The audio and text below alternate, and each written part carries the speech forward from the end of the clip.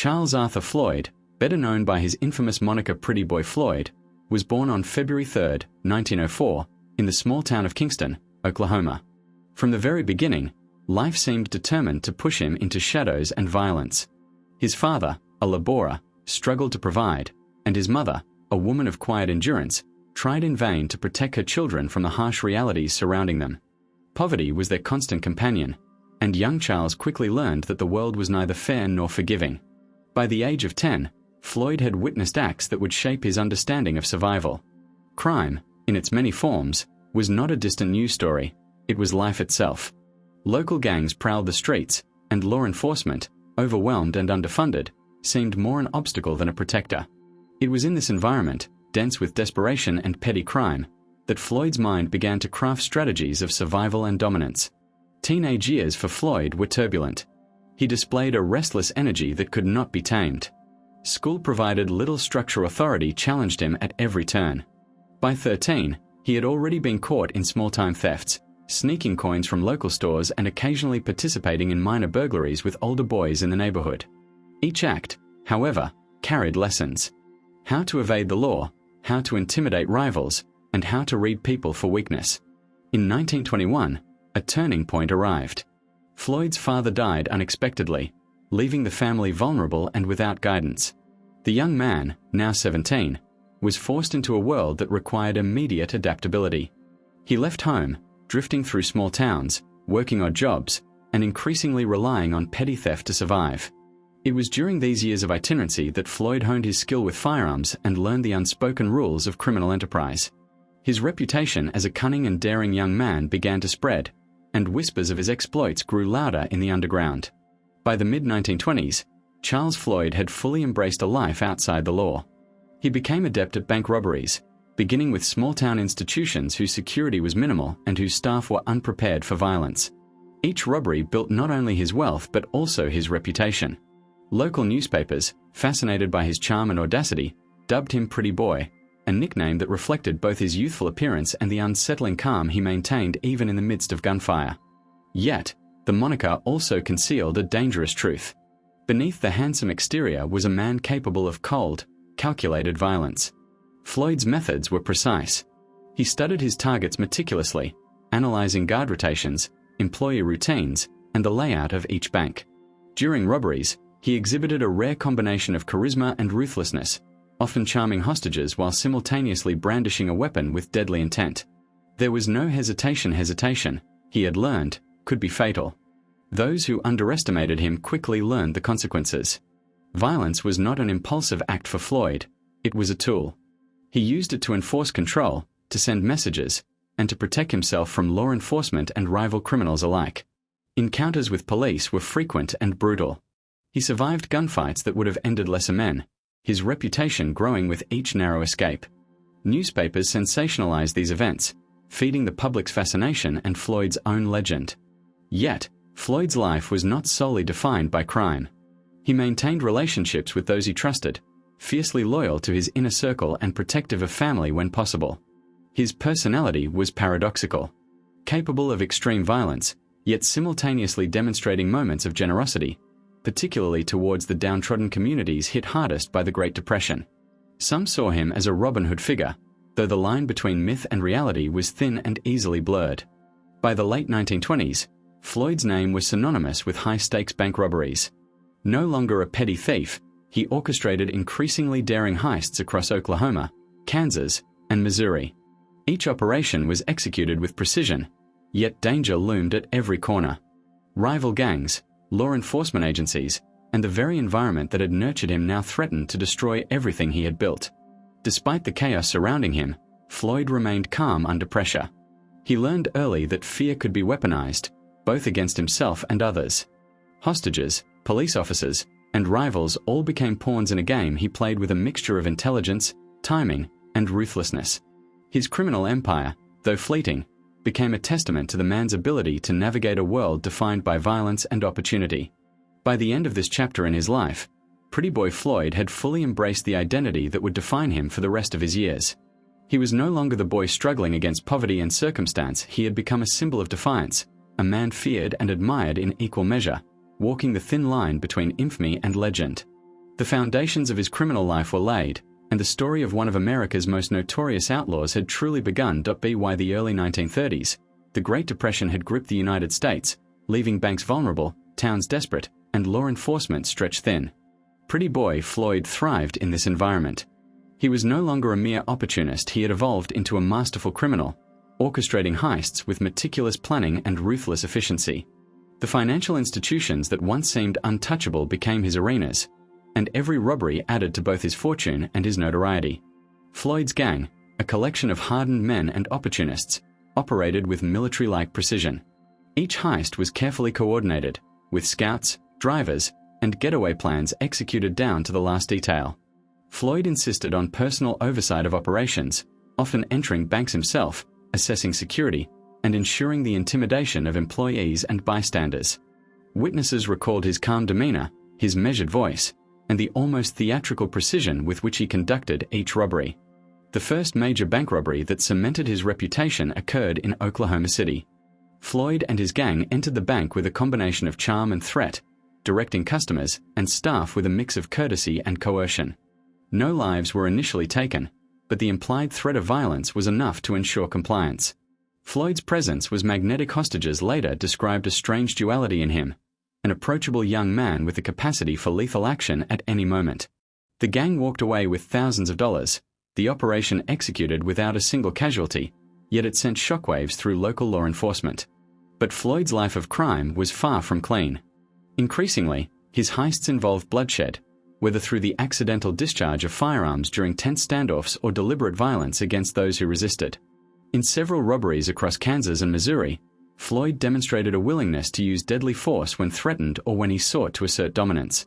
Law enforcement officers were often caught off guard by his audacity, and the sheer brutality of some encounters earned him a fearsome reputation. One particularly violent episode unfolded during a robbery in Tulsa. Floyd's gang entered a downtown bank, expecting routine compliance, but the bank manager attempted to trigger an alarm. In the ensuing chaos, shots were fired. One guard was killed instantly, and Floyd, with his typical composure, managed to regain control of the situation. Though no gang member was injured, the event marked a turning point. Floyd was no longer just a clever thief. He was now a man capable of extreme violence when necessary, and the law knew it. Floyd's evasion of capture became legendary. He developed a deep understanding of law enforcement tactics, learned to exploit jurisdictional boundaries, and used the terrain of rural America to his advantage. Oklahoma's highways, dirt roads, and scattered farmhouses became escape corridors, and Floyd often vanished as if into thin air after a heist. His skill at evasion frustrated sheriffs, federal agents, and detectives alike, and it became clear that traditional law enforcement methods were inadequate to contain him. As his fame grew, so did the scale of his operations. Floyd moved beyond small-town banks to more ambitious targets, often coordinating multi-state robberies. He meticulously analyzed security measures, studied police response times, and calculated risks with the precision of a military strategist. Yet, with each heist, the danger increased. The pressure of living outside the law, the constant threat of betrayal from within his own ranks, and the relentless pursuit by law enforcement created a volatile mix that could explode at any moment. Violence became a constant companion. Floyd was often forced to make split-second decisions, weighing the lives of hostages, his gang, and law enforcement officers. His reputation for decisiveness and cold-blooded action spread quickly. Some townsfolk whispered that he was a modern-day outlaw in the vein of Jesse James, while others viewed him as a menace capable of destroying anyone who stood in his way. It was this duality that fascinated the public and terrified the authorities. One of Floyd's most infamous encounters occurred during a Missouri bank robbery. The gang entered the building, quickly securing employees and customers. As they prepared to leave, a deputy sheriff confronted Floyd. In the brief but deadly exchange, Floyd fired with precision, killing the deputy instantly. The gang escaped, but the incident triggered one of the largest manhunts in the state's history. Newspapers sensationalized the killing, portraying Floyd as both a charismatic outlaw and a dangerous killer. His name became synonymous with terror, and he embraced the notoriety, understanding that public fear was a powerful tool. Floyd's criminal career was also marked by his interactions with rival gangs. Turf wars over territories and heists occasionally erupted into violent confrontations, and Floyd proved adept at both negotiation and intimidation. He displayed an uncanny ability to assess threats, often neutralizing rivals without unnecessary bloodshed, but never hesitating to unleash violence when his position was challenged. The combination of strategic thinking, bold action, and raw brutality ensured that Pretty Boy Floyd remained a dominant force in the criminal underworld. Amid the violence, Floyd's persona continued to evolve. He became something of a folk legend, admired by some for his audacity and generosity. Stories circulated that he shared portions of stolen wealth with struggling families, a narrative that blurred the line between myth and reality. Yet, these acts did not mitigate the lives he destroyed, the fear he instilled, or the relentless pursuit by law enforcement. Floyd's existence was one of constant tension, a balancing act between admiration and infamy, generosity and terror. The federal government, recognizing the growing threat, began to coordinate efforts to apprehend him. The newly formed FBI, under the leadership of J. Edgar Hoover, saw Floyd as emblematic of the lawlessness sweeping across the country. Surveillance, informants, and interstate coordination became central to the manhunt. Floyd, aware of the increasing pressure, adapted by changing hideouts frequently, using aliases, and moving swiftly across state lines.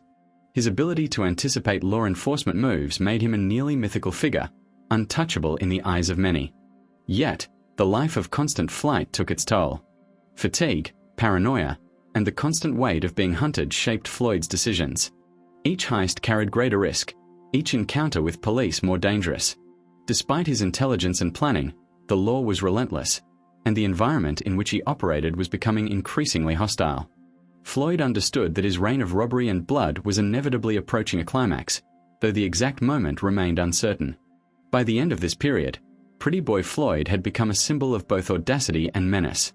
His criminal career, defined by meticulous planning, ruthless violence, and daring escapes, left a trail of fear and fascination across the American Midwest.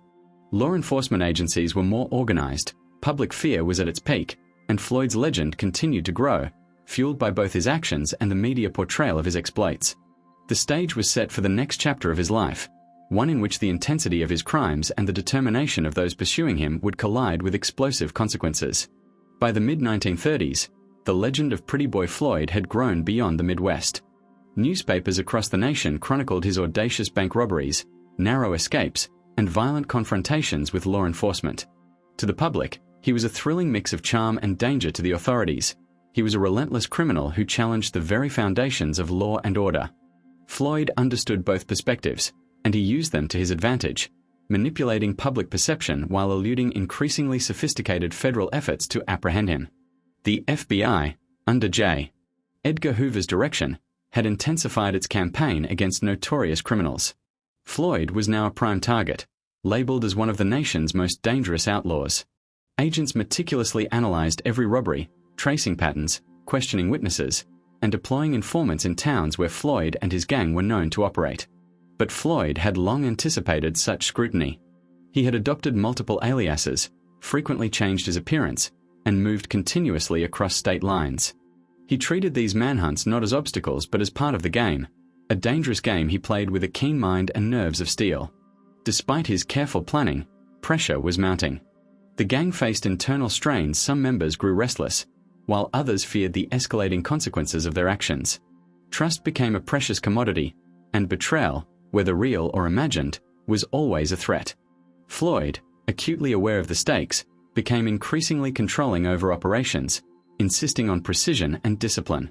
The gang's success depended not only on clever planning but also on loyalty and an unwavering commitment to his methods. Floyd's robberies during this period were marked by both brilliance and brutality.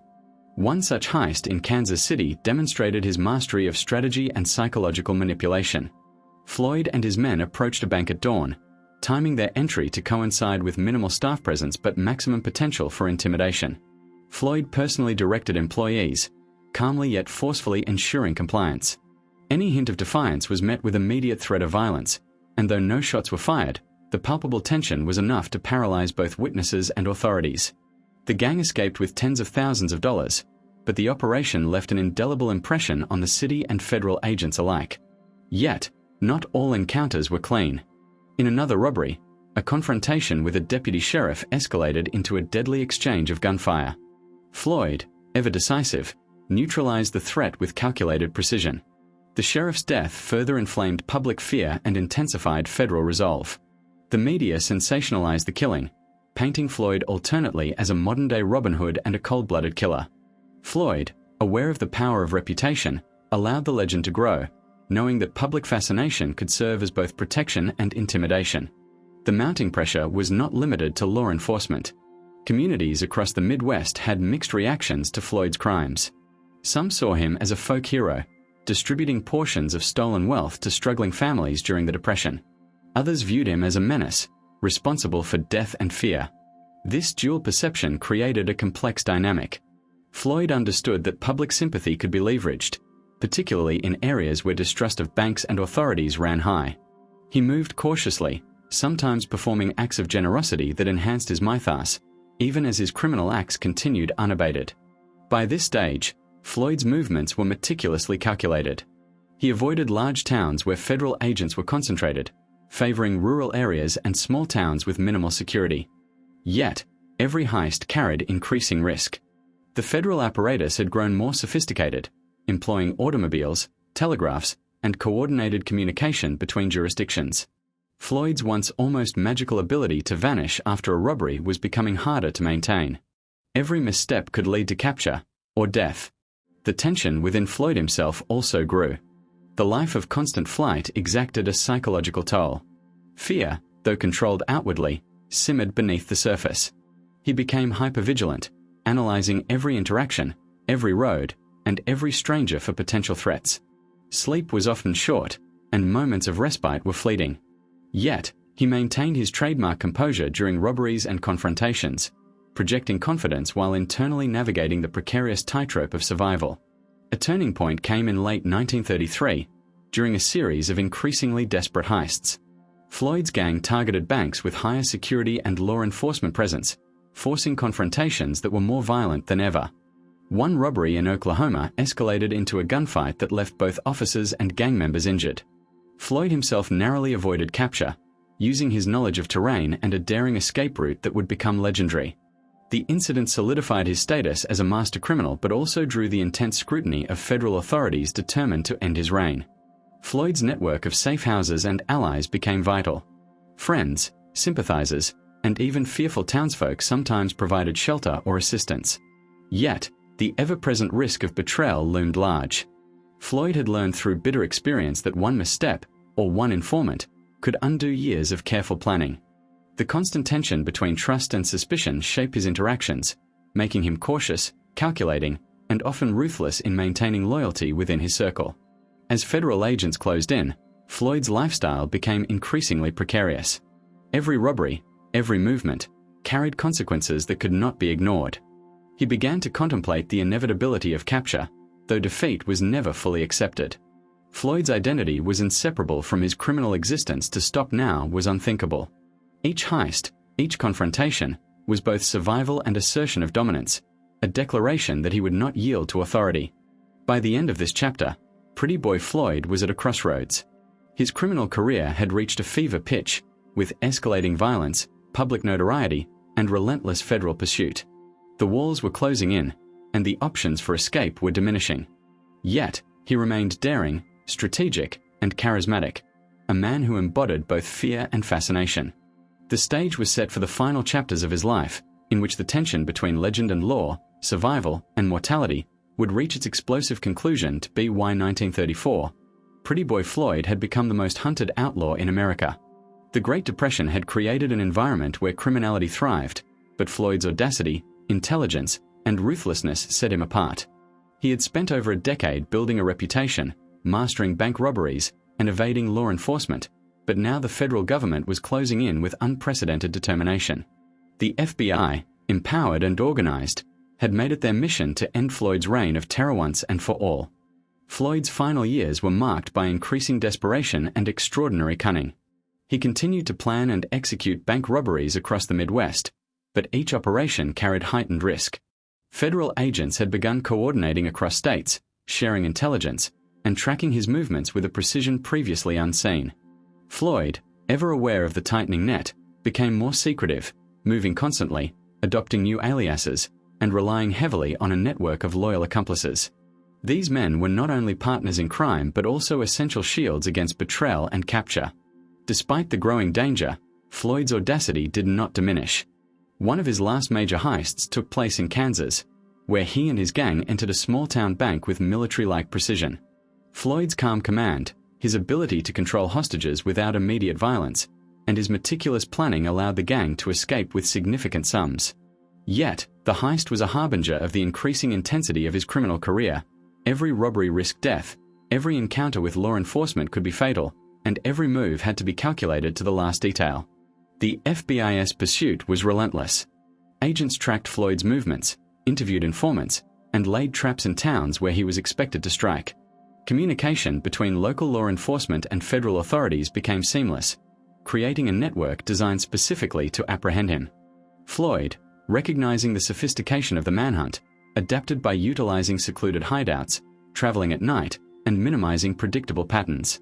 His life had become a continuous chess game, each move designed to stay one step ahead of his pursuers. But even Floyd could not outrun the cumulative pressure of his life of crime. Fatigue, paranoia, and the stress of constant vigilance weighed heavily on him. The carefree charisma that had defined his earlier exploits was increasingly overshadowed by the harsh reality of survival. He remained daring and intelligent, but the margin for error had narrowed dramatically. Every town, every road, every stranger became a potential threat, every robbery, a possible death sentence. As 1934 progressed, Floyd's robberies became bolder but more dangerous. In a series of operations across Oklahoma and Missouri, he confronted banks with increased security and encountered law enforcement more prepared for violent engagement. Shootouts became more frequent, hostages more terrified, and the tension in every heist unbearable. Floyd had transformed from a clever criminal into a figure of legend, a man whose very presence inspired fear, yet whose audacity captivated the public imagination. Amidst these high-stakes robberies, Floyd remained acutely aware of his mortality. He understood that the federal manhunt would not relent, and that his choices would determine not only his survival but also the fate of those around him. He meticulously planned escape routes, hid weapons, and maintained a network of loyal contacts, but the constant pressure eroded the safety net he had so carefully constructed. Each decision carried life or death consequences, and mistakes could not be afforded.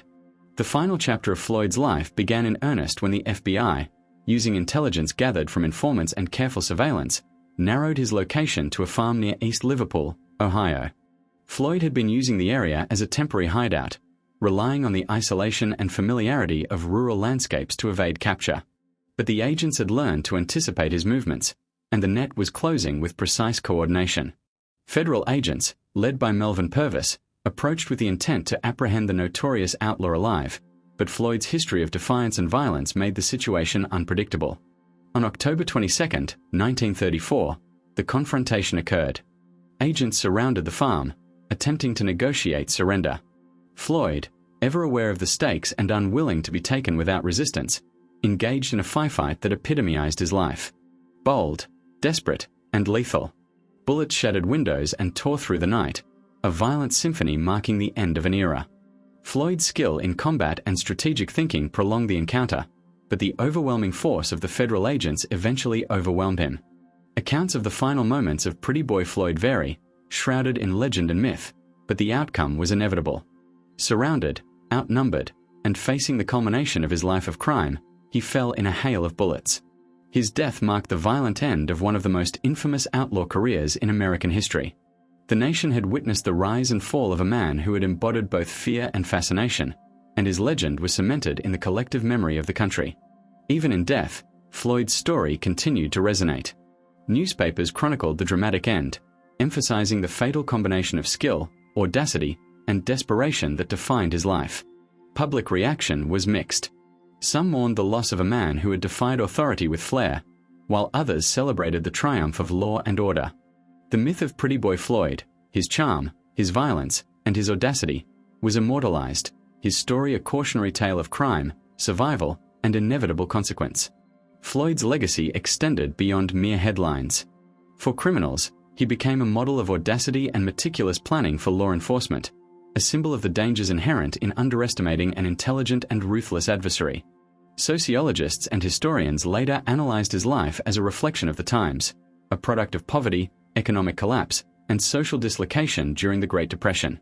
Floyd was not merely a criminal, he was a mirror of the era, reflecting both the desperation and the daring of a society in crisis. In the aftermath, communities remembered both the terror he inflicted and the complex humanity he occasionally displayed. Stories of generosity, particularly towards struggling families, mingled with accounts of violent robbery and deadly confrontations. This duality created a legend that was never entirely moral or entirely villainous, but wholly human in its complexity. Pretty Boy Floyd had lived a life defined by extremes: loyalty and betrayal, courage and fear, lawlessness and cunning, charm and brutality. The death of Pretty Boy Floyd did not mark the end of his influence. He became a symbol of the outlaw era, inspiring songs, films, and countless retellings of his daring exploits. His life, though violent and criminal, captivated the public imagination and served as a cultural touchstone for discussions about crime, justice, and morality. Floyd's story remains a testament to the human capacity for audacity and defiance, and the consequences that inevitably follow a life lived on the edge of law and death. In the final analysis, Pretty Boy Floyd's life was a study in contradictions. He was charming yet ruthless, generous yet violent, intelligent yet doomed by his own audacity. The banks he robbed, the lawmen he fought, and the communities he impacted all became part of the complex mosaic of his existence. His death, dramatic and inevitable, closed the chapter on a life that had captivated a nation and left an indelible mark on American criminal history. Pretty Boy Floyd's story, from a poor Oklahoma boy to a legendary outlaw, illustrates the interplay between circumstance, choice, and consequence. His life was shaped by the harsh realities of his environment, his personal decisions, and the relentless pursuit of law enforcement. It was a life of extremes, ultimately ending in a violent confrontation that reflected the very essence of the man. Daring, defiant, and unforgettable. The end of Floyd's life marked the end of an era of American outlaws, but his legend endured. His name became synonymous with the romanticized criminality of the Depression era, the audacity of the outlaw, and the harsh consequences of defiance against an unforgiving legal system. Pretty Boy Floyd remains, to this day, an enduring symbol of crime, survival, and the fragile line between infamy and legend.